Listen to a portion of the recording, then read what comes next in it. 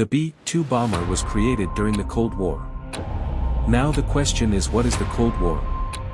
Let's take a look.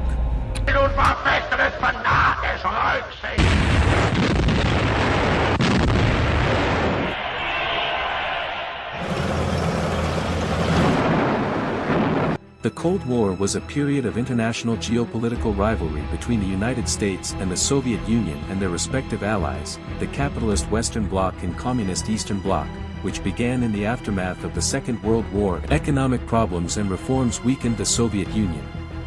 In 1991, the dissolution of the Soviet Union ended the Cold War. Then the United States wanted a bomber that was not on the radar. Imagine, a plane that even radar can't see. Face screaming in fear. This isn't fact, it's real.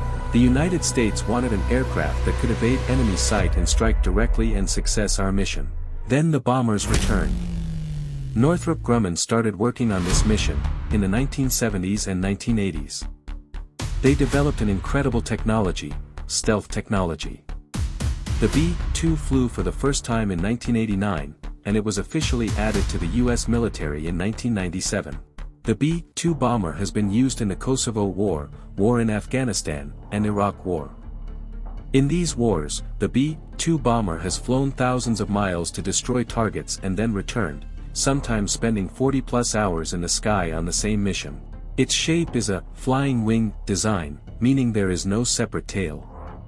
It looks a lot like a futuristic UFO astonished face. It can travel around the world on a single charge, with mid-air refueling. You'd be surprised to know. A B-2 costs about $2 billion. Flushed face. It's one of the most expensive planes in the world. B-2 Spirit. An airplane that is invisible even from the sky. Eyes.